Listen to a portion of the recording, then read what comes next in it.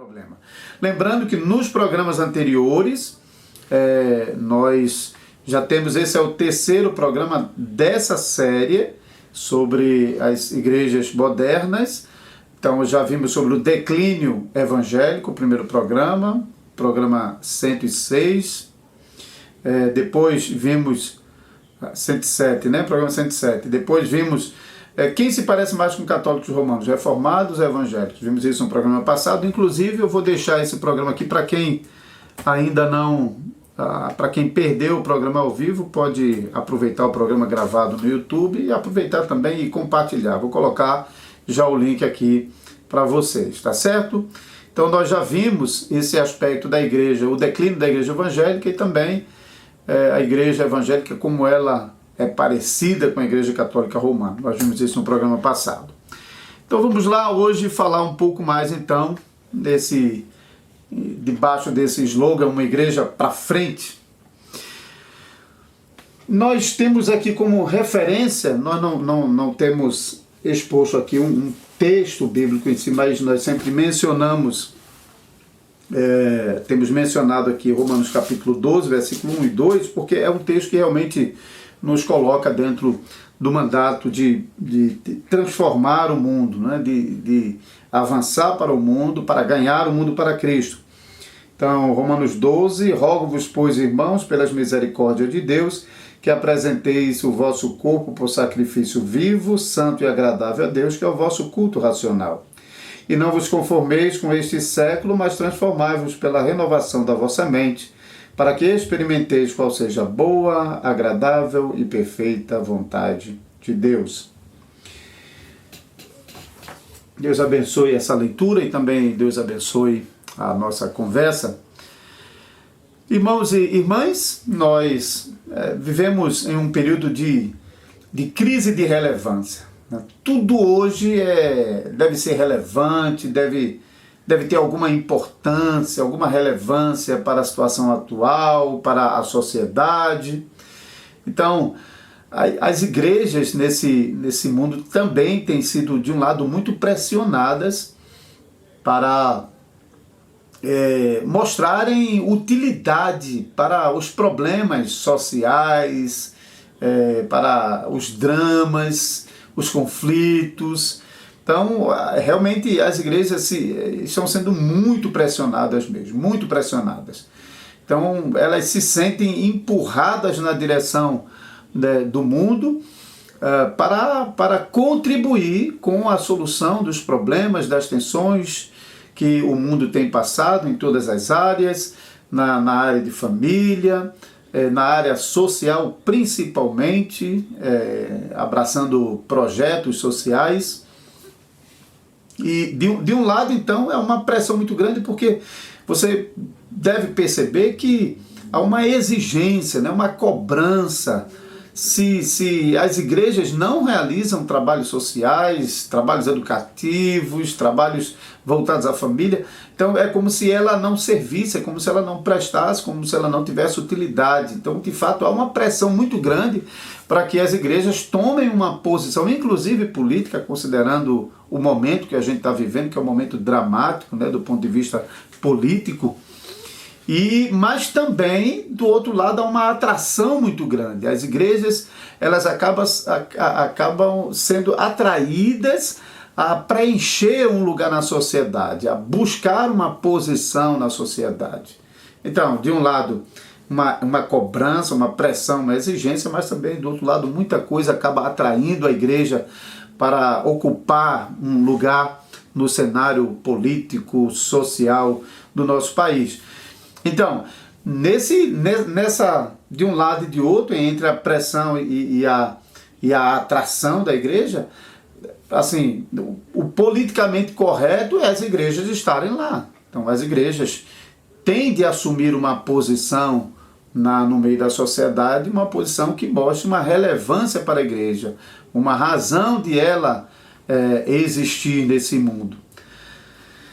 Mas nós devemos ter em mente que o primeiro chamado da igreja é um chamado à adoração. É um chamado à adoração.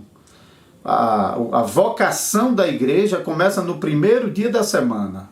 né? Não começa na segunda, nem na terça, nem na quarta, nem na quinta, nem na sexta, nem no sábado, mas no primeiro dia da semana. A vocação da igreja começa nos cultos dominicais e começa com uma igreja adorando a Deus. Deus chama o seu povo, o povo da aliança, o povo pactual, para se congregar, para se reunir diante dele, para prestar culto a Deus e também para ser abençoado por Deus, para receber a sua graça, desfrutar da sua presença, ser edificado pelos dons que Cristo tem derramado sobre a sua igreja, de modo que cada membro que está ali na congregação está contribuindo para o progresso um do outro, ao cuidar um do outro, ao incentivar um ao outro, ao exortar um ao outro, até ao corrigir um ao outro. Então a igreja junta, ela não segue espalhada, ela realmente, a igreja progride junta como um povo.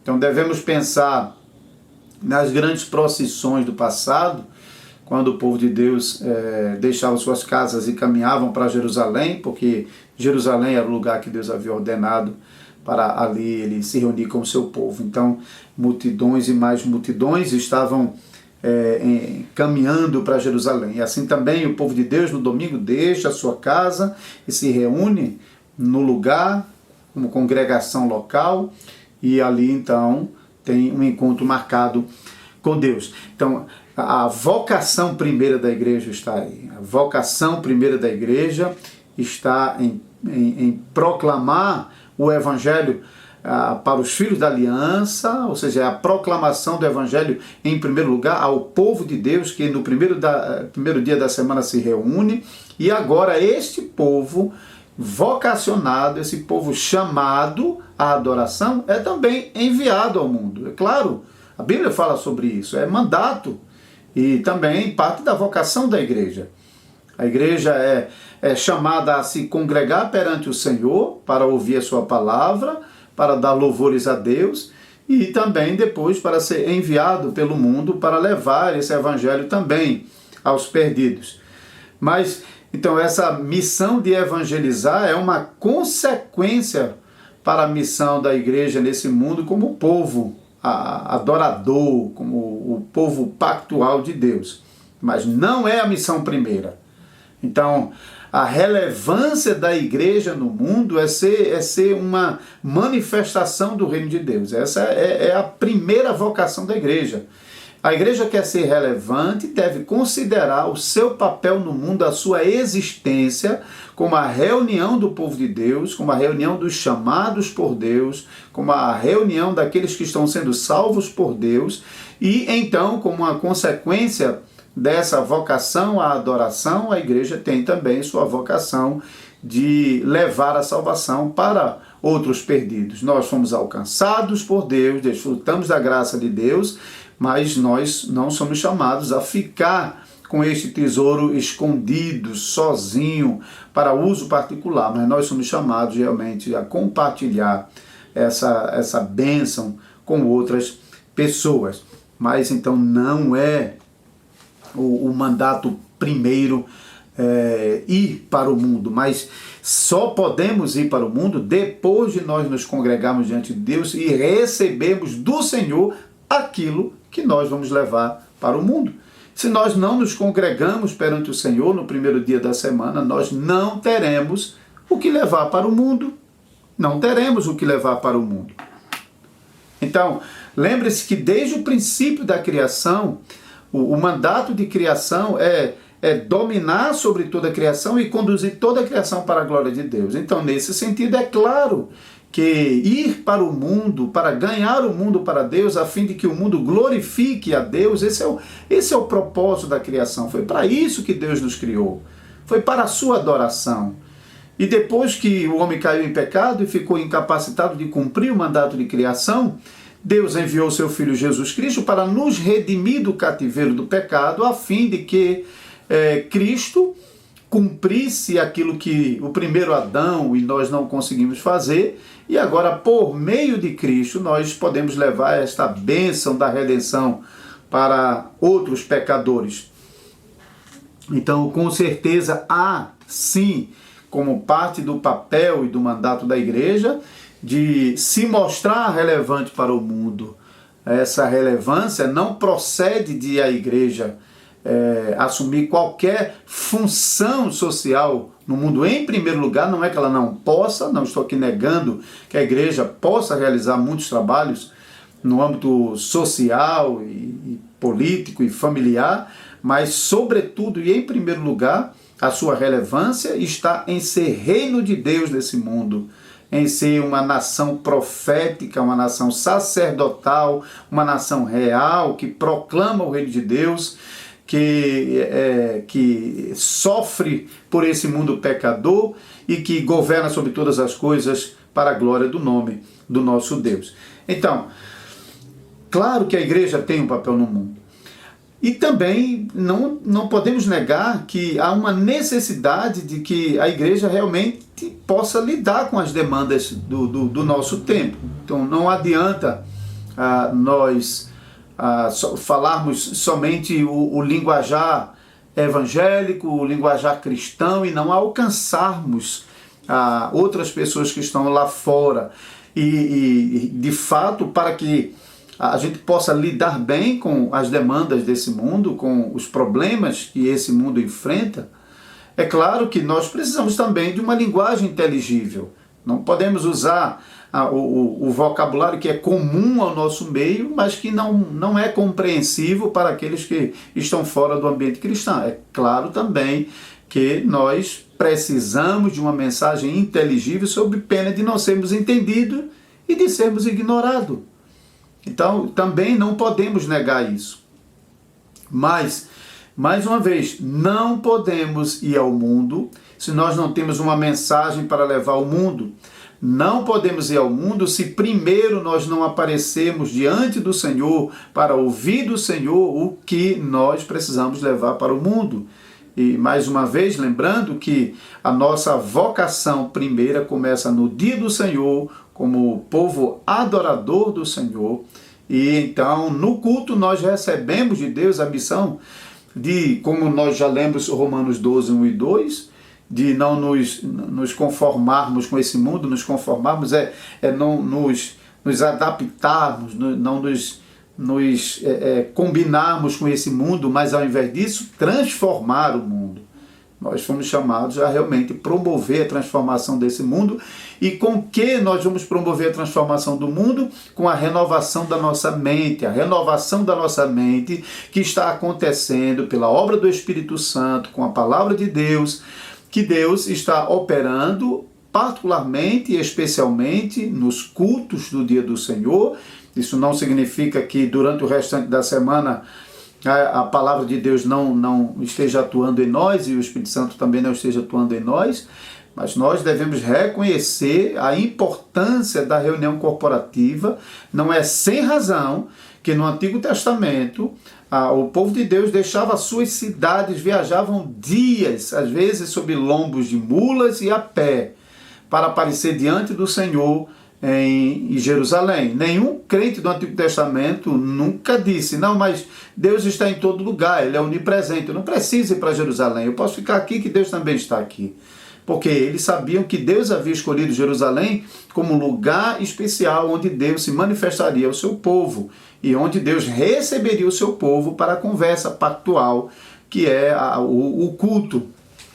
E, sobretudo no Novo Testamento, a igreja se reúne em um só lugar, não porque Deus não esteja em outros lugares, Deus é onipresente, mas porque Ele prometeu que vai abençoar o seu povo quando aparecer na sua presença. Então realmente, como diz alguém, é como a oficina do Espírito Santo, onde o Espírito Santo realmente vai usar a palavra como as ferramentas que vai trabalhar no nosso coração, e enquanto nós estamos ouvindo a pregação, ouvindo as leituras bíblicas, enquanto nós estamos cantando, orando, confessando, o Espírito Santo de Deus está trabalhando em nosso coração, e isso acontece de um modo muito especial no dia do Senhor, no culto dominical. Então, se nós não estamos sendo zelosos em ir para o culto, para receber no culto aquilo que nós vamos levar para o mundo, então é muito perigoso. Então a igreja ela avançar na direção do mundo sem essa preparação, sem esses equipamentos, se torna uma atividade perigosa e uma atividade até em certo ponto desaconselhado, tá? Porque essa busca por relevância que a igreja evangélica dos nossos dias, essa palavra, e eu usando essa palavra, me lembrei quando eu ainda estava fazendo seminário nos anos 2000, um seminário em Recife. Se você na monografia, se você não colocasse a palavrinha relevante, então a pessoa ia falar sobre qualquer tema bíblico, ele tinha que ir lá e colocar, sei lá, a teologia da graça de Paulo e a relevância na sociedade moderna. Então os títulos tinham que ser alguma coisa dessa forma, porque é como se a mensagem falasse somente para a igreja, para os cristãos ou para as pessoas do seminário, então não tinha valor não. Ela só tinha importância, só tinha valor se ela se dirigisse à sociedade e que essa mensagem chegasse lá e interagisse com a sociedade. E mais uma vez, eu não estou negando que essa mensagem deve chegar na sociedade, mas existia um foco exagerado sobre isso, e nesse foco o que aconteceu foi o abandono da base. Então, infelizmente, essa nossa geração, por culpa nossa mesmo, dos pais, dos mais velhos, e infelizmente ainda está acontecendo isso. Então, mesmo pessoas que se consideram reformados, se consideram cristãos, mas não estão equipando, não estão preparando, não estão capacitando os seus filhos para que eles possam cumprir a sua vocação primeira como adorador, mas também cumprir essa missão de levar o Evangelho de Deus para o mundo. Então, uma geração que não foi preparada para esse desafio, ela ficará vulnerável. Então, ao invés de relevância, a gente realmente deveria falar sobre a vulnerabilidade da igreja quando ela se aventura numa missão de correr na direção do mundo para tentar ganhar o mundo. Sem o devido preparo, ela não vai ganhar o mundo. Você sabe o que vai acontecer. Ela vai ser ganha pelo mundo. Então, aquilo que o apóstolo Paulo falou em Romanos 12, transformai-o pela renovação da nossa mente? Não. Infelizmente, sem uma mente que já esteja renovada, como o apóstolo Paulo falou, vai acabar levando você a ser transformado pelo mundo. Você vai ser cooptado, você vai ser ganho, você vai ser conquistado pelo mundo. Então, infelizmente, nós estamos numa geração de crentes que a base cristã é raquítica, é tíbia, é fraca. Nós, infelizmente, somos responsáveis por uma geração muito pobre, muito fraca, onde as bases cristãs realmente não são compatíveis, não são fortes o bastante para realmente se apresentar diante do mundo com uma resistência tal, fincando estacas, proclamando o evangelho do reino, estabelecendo a bandeira do reino de Deus e avançando, ganhando espaço no mundo e promovendo o reino de Deus desse mundo. Infelizmente, não. Infelizmente, as universidades mostram isso. Universidades, em boa medida, já conquistadas por todo tipo de movimento anticristão, e muitas vezes cristãos, quando chegam nas universidades, não conseguem resistir às pressões, às acusações contra a fé, a incredulidade, a zombaria, o deboche, e às vezes eu vou em outros programas mais para frente, a gente vai voltar especificamente a esse ponto, que muitas vezes para não se sentirem fora, um peixe fora do aquário, acaba se juntando a essas pessoas, hein? Aqui eu não sei, em Caruaru, eu sei que tem grupos cristãos. Na nossa congregação tem uma moça que está estudando medicina, e ela mesmo já mencionou e participa de um grupo, um pequeno grupo que se reúne para cantar e ler a Bíblia. mas não tem uma organização muito forte, especialmente na área de apologética, para oferecer abrigo, especialmente aos novos que estão chegando. Eu vim de Maceió para cá, e na UFAL, na Universidade Federal de Alagoas, tem um núcleo de apologética, que além de servirem como um momento para os crentes ali dentro se reunirem para compartilhar a fé e ajudarem um ao outro, também serve como abrigo especialmente aqueles que estão ingressando na faculdade. Então a gente sempre direciona, ao entrar na UFAL, procure o núcleo Grace, que é o núcleo justamente de apologética.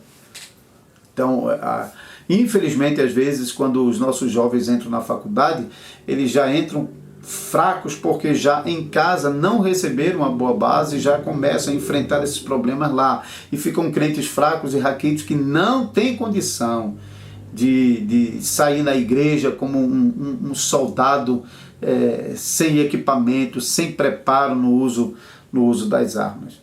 Infelizmente, essa sociedade é uma sociedade que perdeu essas bases, hein? Infelizmente, nós estamos numa geração que negou a nossa ligação com a história.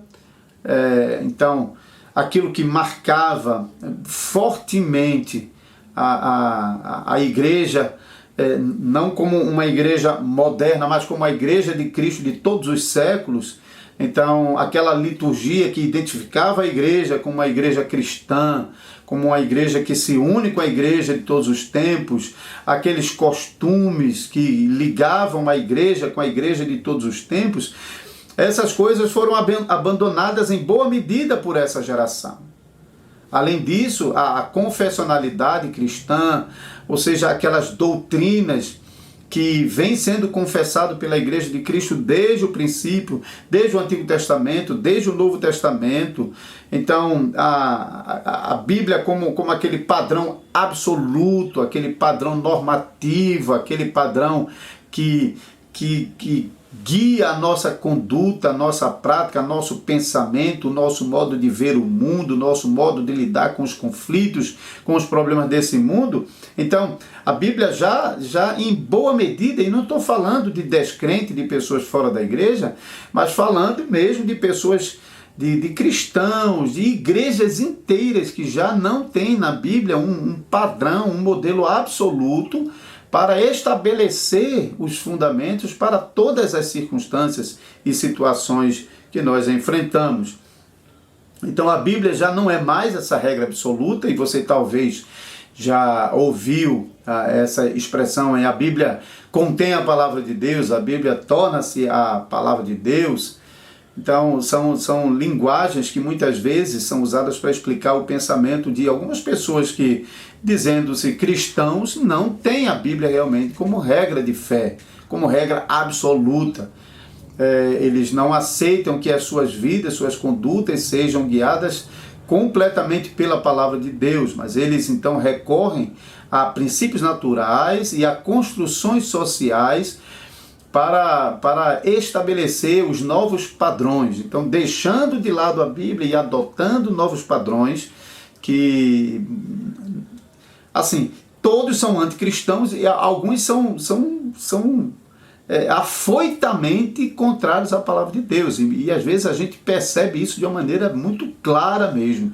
Como muitas coisas da agenda de nossos dias são anticristãs, abertamente anticristãs, e tem a intenção realmente de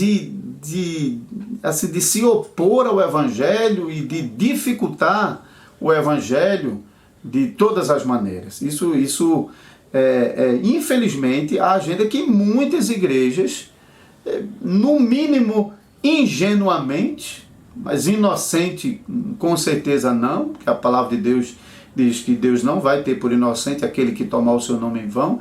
Ele pode tomar o seu nome em vão por ingenuidade, mas não por inocência. Ninguém será considerado inocente.